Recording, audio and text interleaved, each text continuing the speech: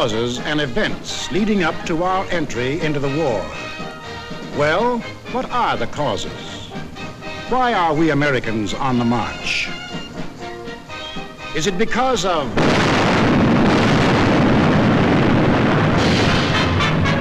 Pearl Harbor? Is that why we are fighting? Or is it because of Britain?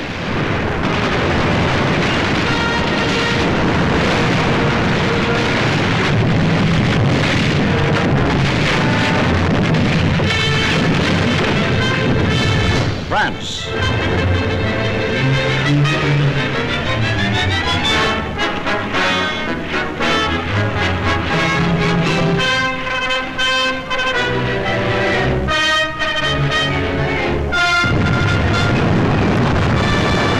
China.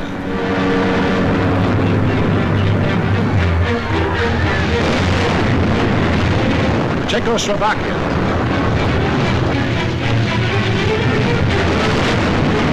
Norway.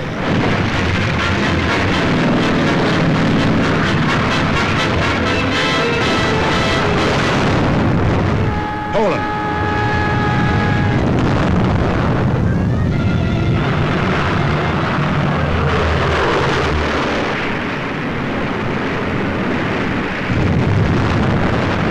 Holland. Greece.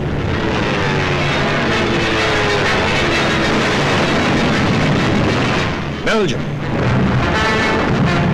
Albania, Yugoslavia, or Russia.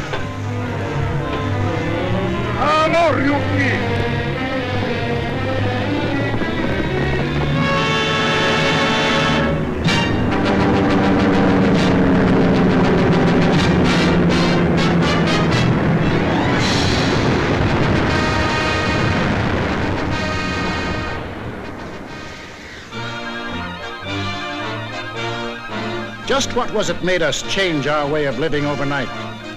What turned our resources, our machines, our whole nation into one vast arsenal, producing more and more weapons of war instead of the old materials of peace?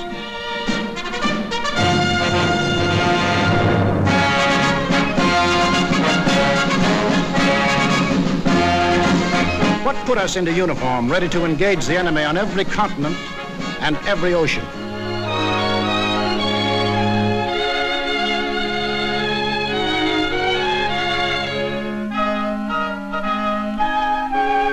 What are these two worlds of which Mr. Wallace spoke? The free and the slave. Let's take the free world first, our world. How did it become free? Only through a long and unceasing struggle inspired by men of vision. Moses, Muhammad, Confucius,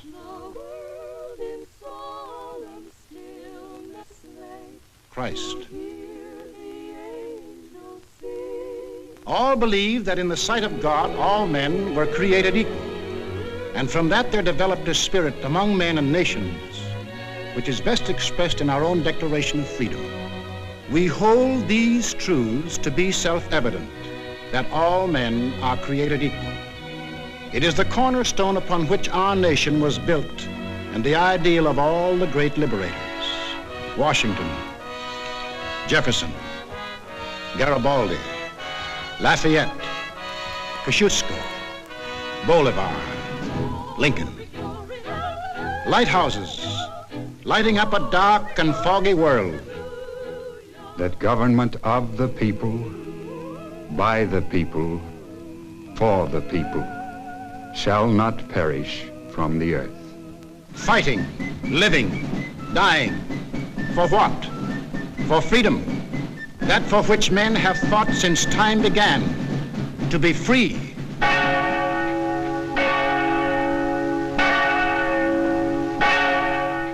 Is life so dear or peace so sweet as to be purchased at the price of chains and slavery?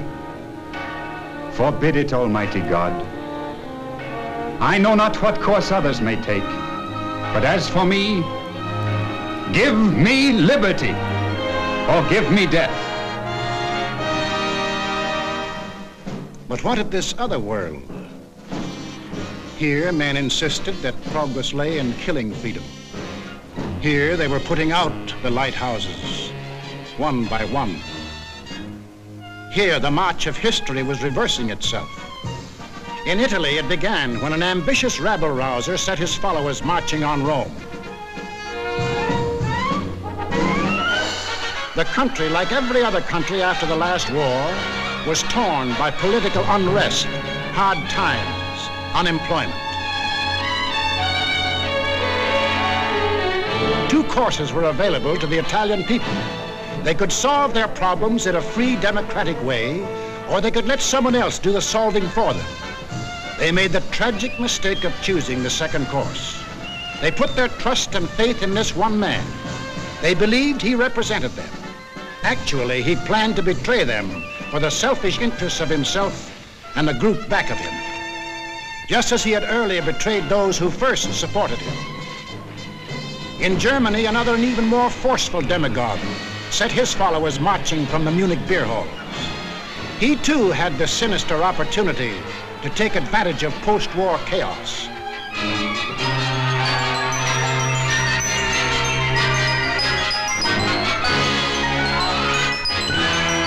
But he also had certain distinctive German characteristics to play on.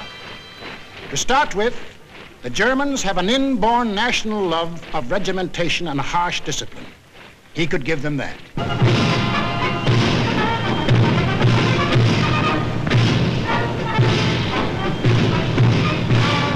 The German army, and through them the people, had never acknowledged German defeat in the last war and were anxious for revenge. That too he promised them. The wealthy and powerful industrialists were fearful of losing any of their wealth and power and were ready to back anyone who would retain it for them. He promised to take care of them too. This man cunningly played all these ends against the middle and ruthlessly set out to murder the newborn German Republic. In Japan, you expect things to be done a little differently. They were. Here, not one man, but a gang disguised their little schemes as the will of the emperor. And to the Japanese people, the emperor is God. Taking advantage of their fanatical worship of the god emperor, it was no great trick to take away what little freedom they had ever known. Yes, in these lands, the people surrendered their liberties and threw away their human dignity.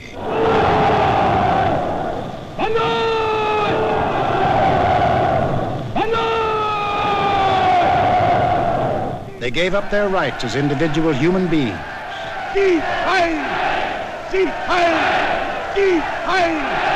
And became a part of a mass, a human herd.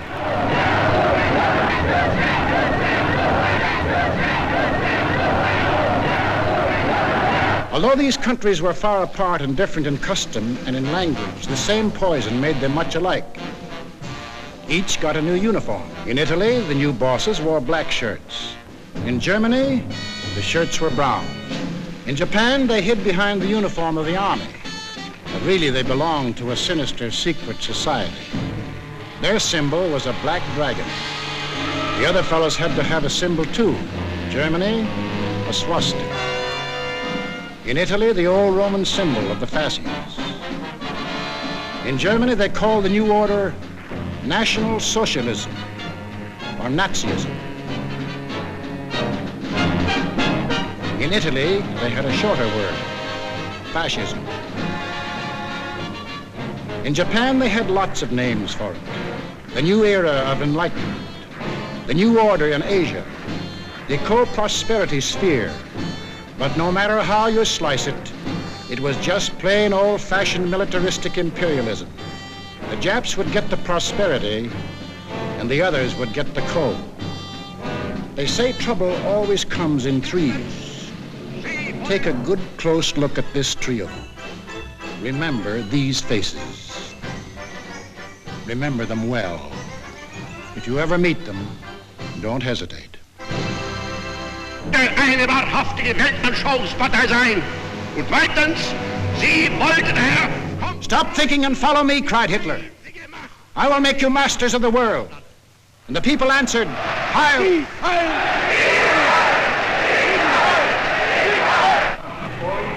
Stop thinking and believe in me, bellowed Mussolini, and I will restore the glory that was Rome. And the people answered, Duce, Duce. Stop thinking and follow your God Emperor, cried the Japanese warlords, and Japan will rule the world. And the people answered, Banzai, Banzai. Each system was alike in that the constitutional law-making bodies gave up their power. The Reichstag in Berlin, the House of Deputies in Rome, the Diet in Tokyo. And these elected representatives became collections of stooges, rubber stamp organizations. Applauding on cue the words of the leaders. Each system did away with free speech and free assembly. Each system did away with a free press and substituted a press controlled by the party. Through their ministries of propaganda, each took complete control of the theater, the movies, the radio.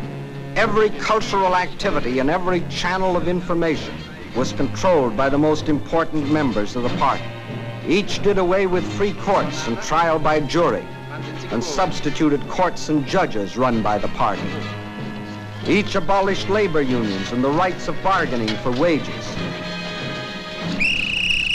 Fertig machen zur Meldung! Achtung! Abteilung 6, 310 mit 1-3-114 beim Grabenbau. Danke. Heil Hitler! Lassen Sie weiterarbeiten. Weiterarbeiten!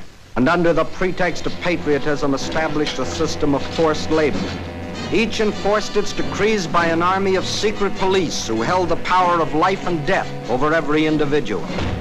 And for the few who still believed in freedom and said so, there was a ready answer.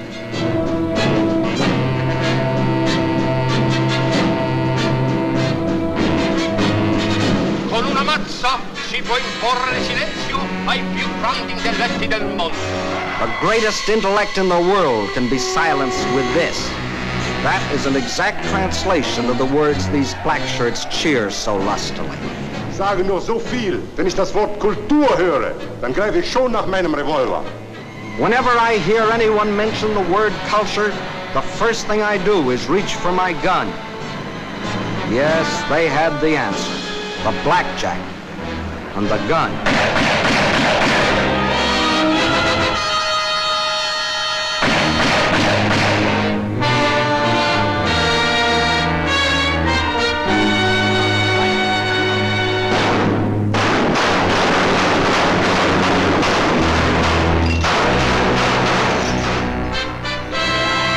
In Italy, they did it different.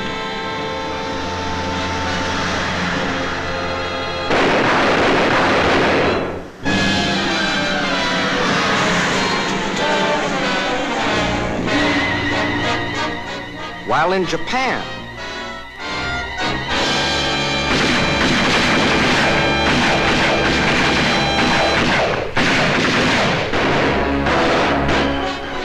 to their names can be added those of hundreds and thousands of others who stood in the way of the new order. Finally, there is only one obstacle left.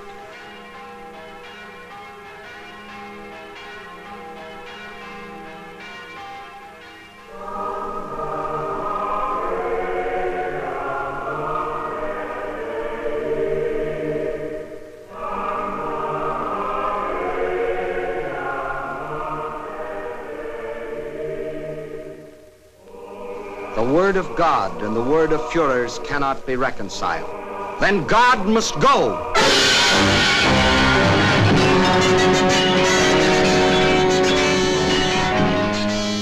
I am absolutely clear in my own mind, and I think I can speak for the Führer as well, that both the Catholic and Protestant churches must vanish from the life of our people. Thus spoke Dr. Alfred Rosenberg. And if you have any doubt that he spoke for his Führer, here's what happened.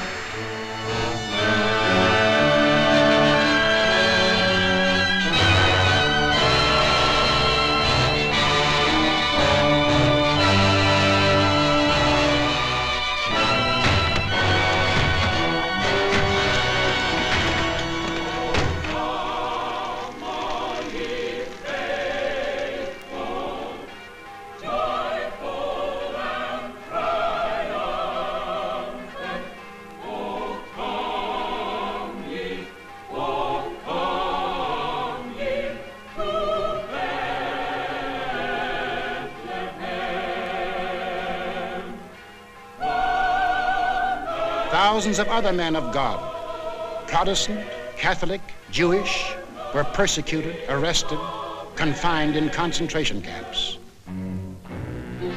Our Führer is the intermediary between his people and the throne of God.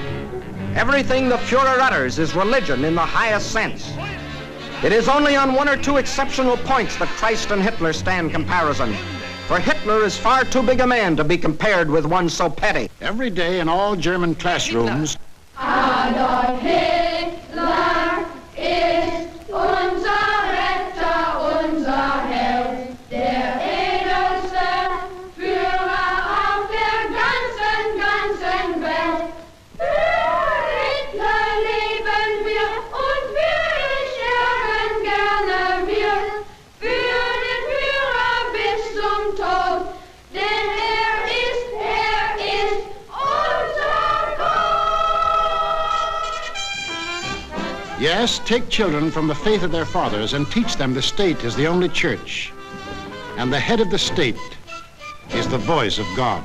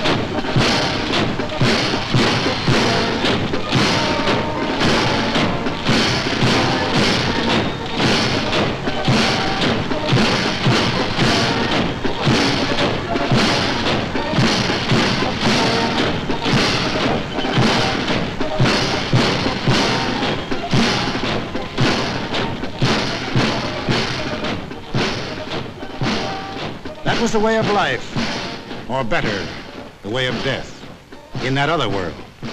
Now, what of our world, the democratic world? What did we want? What did we do about it? First of all, we wanted peace and security. And to prove our sincerity, in 1921, we initiated the Washington Disarmament Conference. This resulted in two vitally important treaties. One, to reduce the size of the British, Japanese, French, Italian, and American fleets. And the other, the Nine-Power Treaty, which guaranteed the integrity of China. And incidentally, one of the powers signing this was Japan. Later on, in 1929, we signed the Kellogg-Briand Pact, which was supposed to abolish war as a means of settling international disputes. This pact was signed by 47 nations, including Germany and Japan. President, I have the honor of handing you the London Naval Treaty. Faithful to our treaty obligations,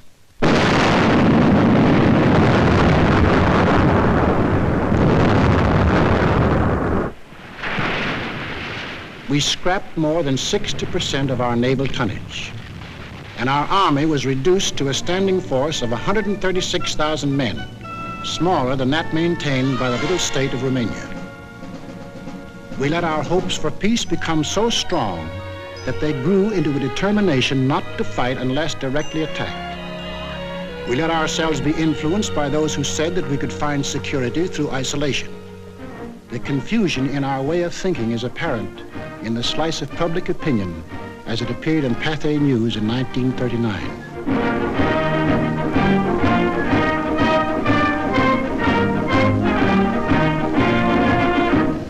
Another war, not for me. This time America should keep out, and I know I will. If war breaks out in Europe, I think that this country should heed the advice of its first president and avoid all foreign entanglements. I haven't the slightest idea of European affairs. In the event of war in Europe, I think we should stay out of it entirely. And all our efforts should be made to keep out of the fight. Let Europe fight her own battles. They mean nothing to us. We should mind our own business. By all means, no. Yes, fight. No. No. Yes. If my country calls, yes. No. We simply did not want to understand that our individual and national problems were, and always will be, dependent upon the problems of the whole world. And we had individual and national problems to worry about, plenty of them, just as Germany, Italy, and Japan had. But we faced them in a democratic way. We passed laws to give working men a chance to improve their lot. We established an insurance program for those without jobs. We began to give old folks protection against want and hunger. We organized the CCC to provide our young men with healthy and useful employment. A federal works program came into being and changed the face of our nation with new roads, bridges, schools.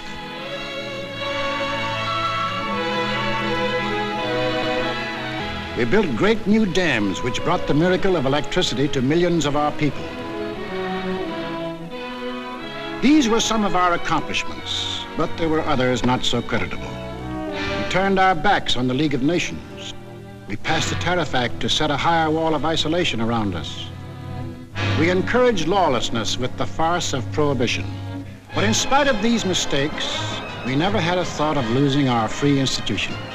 John Q. Public still ran the country. He had his choice of voting for Dewey, Wilkie, Roosevelt, or anybody else. In Germany, they had the choice of voting for Hitler, Hitler, or Hitler.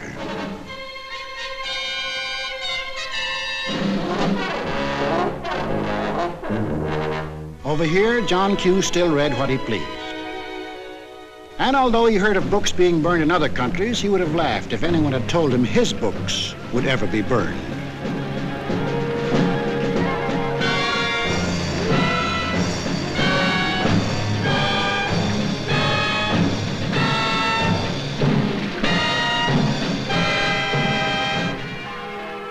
And on Sunday, if he felt like it, John Q. went to any church he pleased.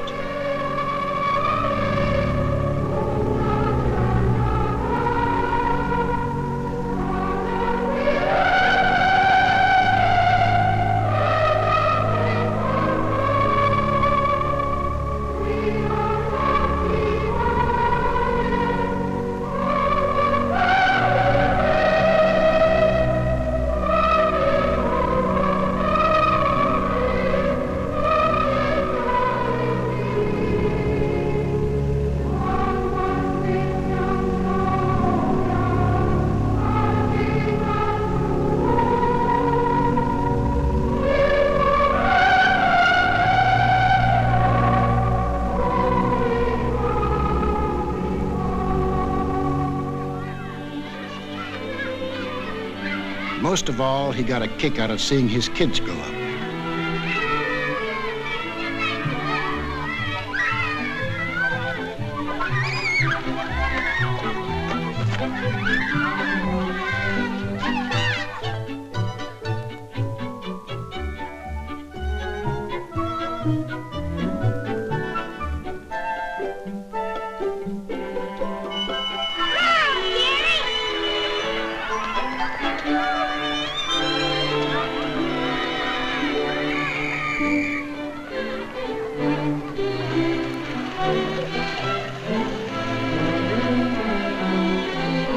The average American was quite unconscious of the fact that some people had this in mind for the little John Q's.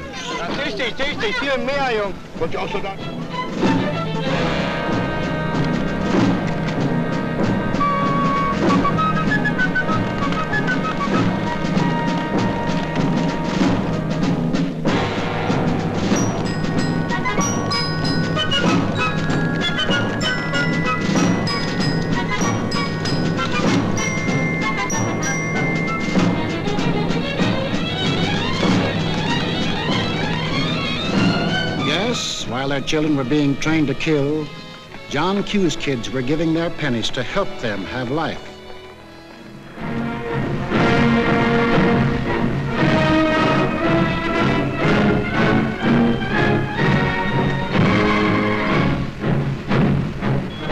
And when we saw these men in the newsreels, quite often we laughed.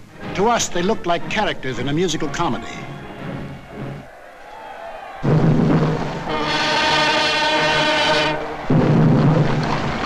But they weren't comic. They weren't funny. They were deadly serious. They were out for world conquest. And what made it doubly serious was that there were 70 million Japanese, 45 million Italians, and 80 million Germans, all hopped up with the same idea. Deutsches Volk hilft dir selbst. Jeder soll helfen. Their leaders told them that they were supermen. Herrenvolk, the Nazis called it. The master race, destined to rule all other peoples on earth. Take a good look at these humorless men. These were to be the rulers of the ruling race. Leben, auch ihr bürgerliches Dasein ist gesichert in diesem nationalsozialistischen Staat. Obey us blindly, and you will attain your rightful place in the world. All other people will be your slaves. That's what they promised them. That Americans, Chinese, Russian, South Americans, all free peoples would work for them and make them rich. And how they ate it up.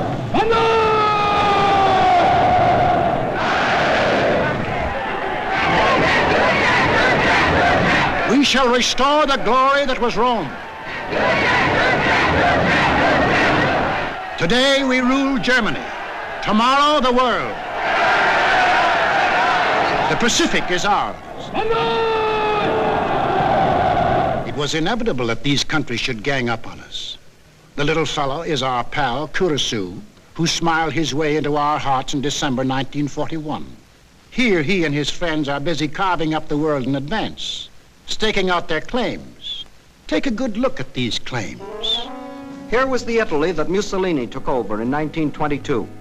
And almost his first act was to tell the Italians they were the rightful owners of Corsica, Nice, Savoia, Albania, Tunisia, Ethiopia, and a land corridor linking it with Libya.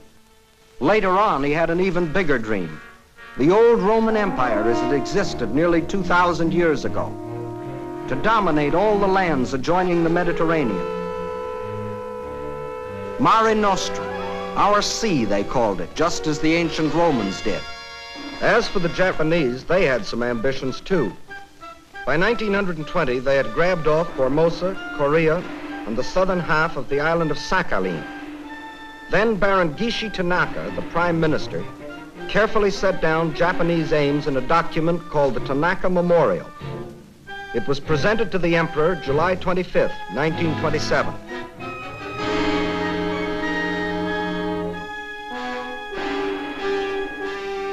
Here was their dream. Manchuria for raw materials, China for manpower, Then a triumphant march through Indochina, Siam, Burma, India, the East Indies, and on through Australia and New Zealand. And in the north, all they claimed was that part of Russia east of Lake Baikal. That was to be the new order in Asia. Then the Japs would move eastward to crush the United States and really start their co-prosperity sphere. Now take a look at the bite the Nazis reserved for themselves. Here's the Germany Hitler walked into, and here's what he wanted. First, Europe under his complete political or economic control, leaving Mussolini a share of the loot if he behaved himself. Then the drive to the east, through the rich oil lands of Iran and Iraq, into India. Another push south through Africa. Then from Dakar, jump off to meet the honorary Aryans who were to move in on South America through the Pacific. At the same time, start across from the Scandinavian countries to hook up with his buck-toothed pals coming over from Siberia to join in the conquest of the United States. There it is, gents. All they left us was Shangri-La. And they'd claim that, too, if they knew where it was. And did they think they had a chance? Listen.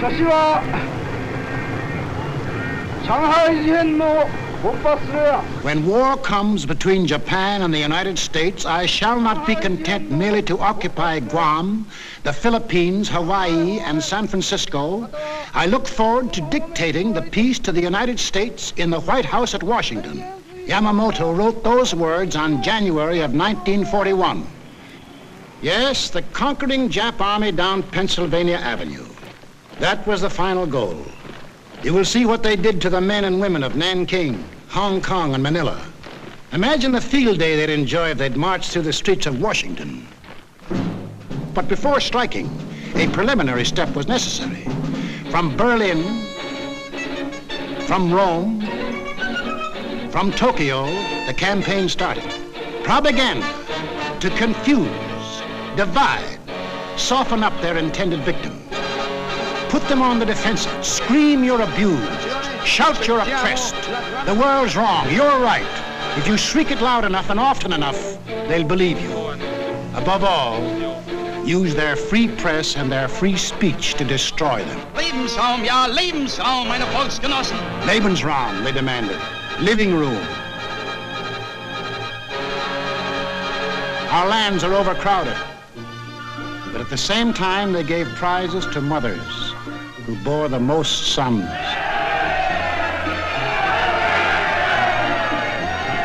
They brought together large groups of young men and young girls for human breeding. Read what one of their leaders wrote.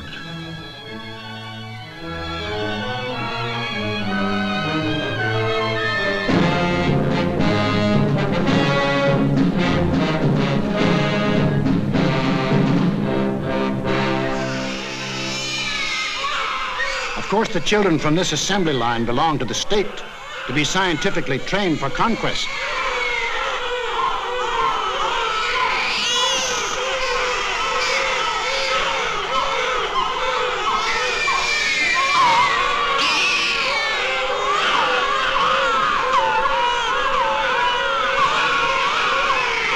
Another howl was the lack of raw material.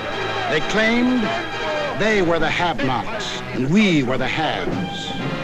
But out of this supposed lack, they built up the greatest war machines the world has ever known. These are the published figures from the German military budget. Actually, between 1933 and 1939, Hitler's program of rearmament cost more than $80 billion.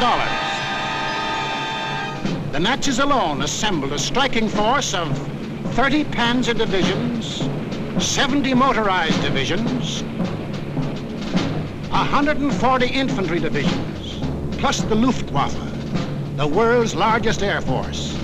And they had no raw materials.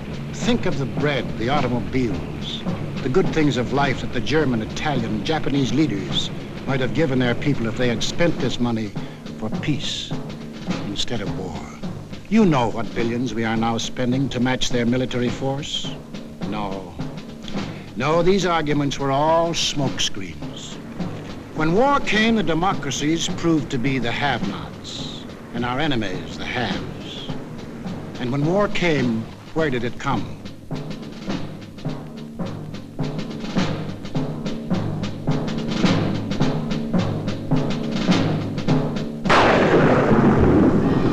Remember that date, September 18th, 1931. A date we should remember as well as December 7, 1941. For on that date, in 1931, the war we are now fighting began. The place was Manchuria, the northernmost province of China, 6,000 miles from San Francisco.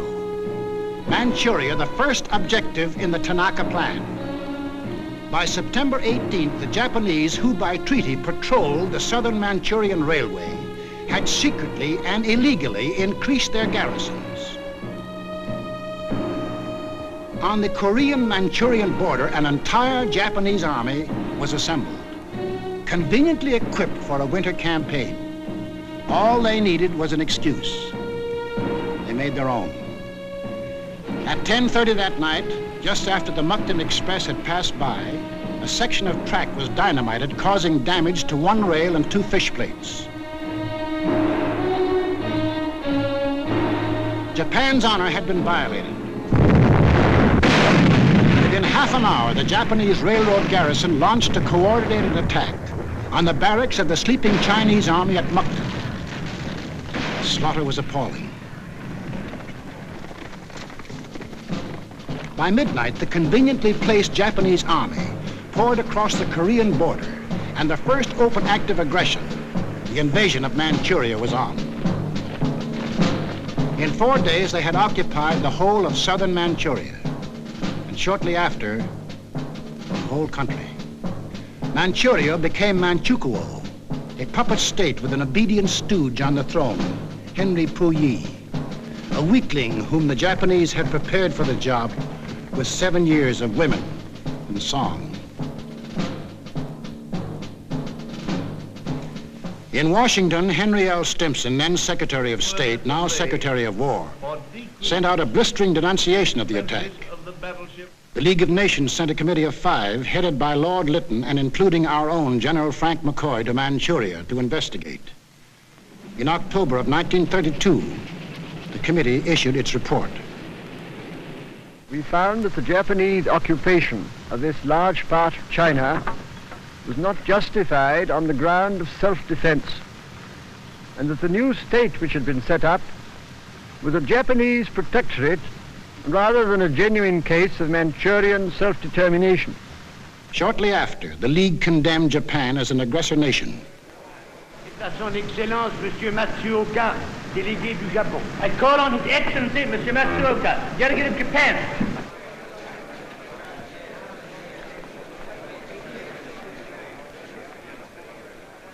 It is a matter of common knowledge that Japan's policy is fundamentally inspired by a genuine desire to guarantee peace in the Far East and to contribute to the maintenance of peace throughout the world. Japan, however, finds it impossible to accept the report adopted by the Assembly. In answer, the Japanese delegates, knowing there were no guns behind this condemnation, smiled, took up their briefcases, marched out of the League. Northern Manchuria was dead. Collective security was dead. The green light had been given the aggressors. We and the rest of the world knew that these aggressors should be stopped and punished, but we were unwilling to make the necessary sacrifices to back up that opinion. It was impossible to convince a farm boy in Iowa, or a driver of a London bus, or a waiter in a Paris cafe that he should go to war because of a mud hut in Manchuria. Yet the subsequent course of history makes it clear that that incident, so many miles away, is one of the main reasons that you and millions of others are in uniform today. The Japs had Manchuria. Phase number 1 of the Tanaka Plan was completed. Phase number 2, the conquest of China. In 1932, without warning, the Japs attacked the Chinese city of Shanghai.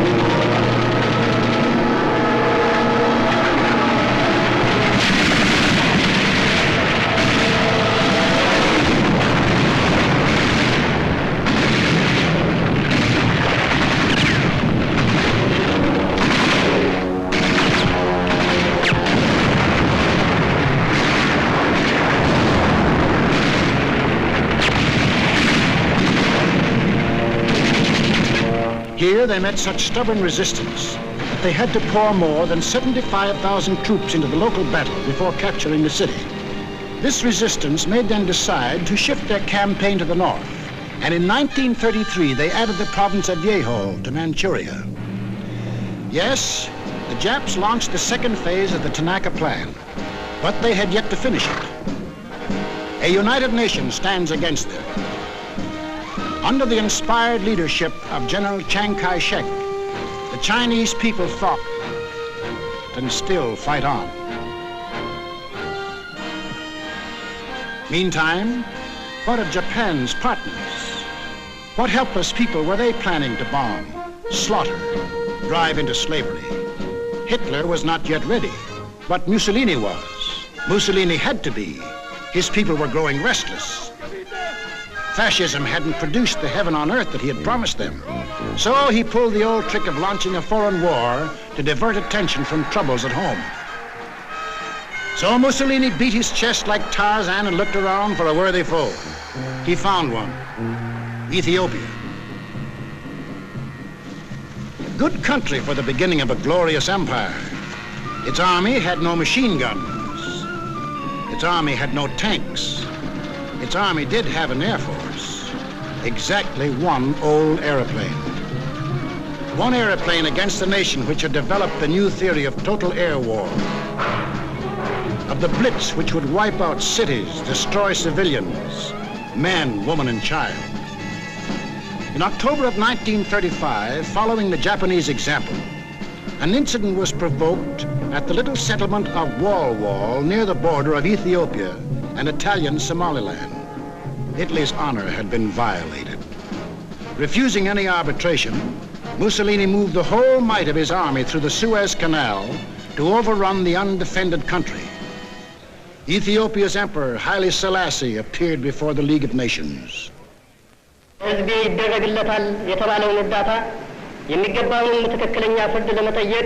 I must still fight on until my tardy allies appear, and if they never come, I say to you without bitterness, the West will perish.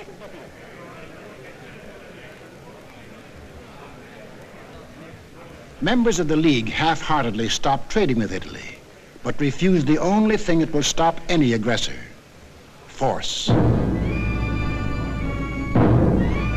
Ethiopia was left to herself. Native leaders came to pledge their allegiance.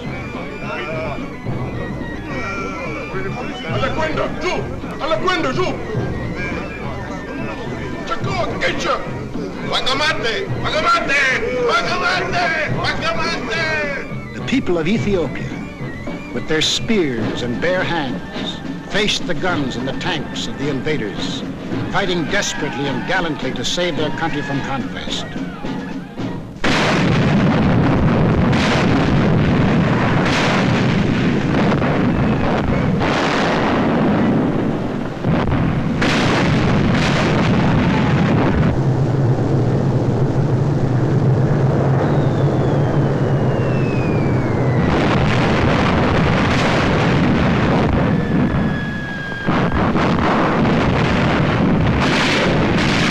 Fought, and they died. But in the end, there could be but one result.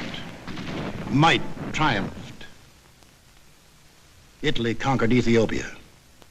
Many of our elected leaders warned us of danger.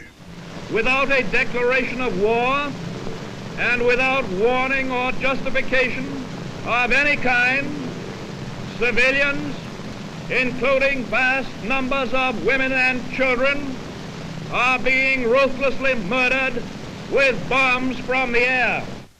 But we were still hypnotized by the fact that two broad oceans stood between us and the rest of the world.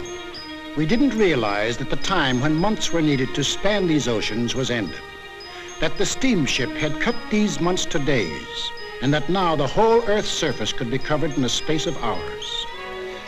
Yes, we were a nation that wanted peace. But we hadn't yet learned that peace for us depends on peace for all. Nobody would run the risk of war because of some mud huts and barren plains in Ethiopia, any more than we would run the risk for some similar huts and plains in Manchuria. Correctly interpreting our attitude, the aggressors were all the surer that they could get what they wanted. Japan had started on her march of conquest. Italy had begun her new empire. And now the third gangster. What about him? We'll take him up in our next film and show how he joined his partners and put in his bid. For this is what we are fighting. Freedom's oldest enemy, the passion of the few to rule the many. This isn't just a war. This is a common man's life and death struggle against those who would put him back into slavery. We lose it, and we lose everything. Our homes. The jobs we want to go back to, the books we read, the very food we eat, the hopes we have for our kids, the kids themselves. They won't be ours anymore. That's what's at stake. It's us or them. The chips are down. Two worlds stand against each other. One must die, one must live. 170 years of freedom decrees our answer.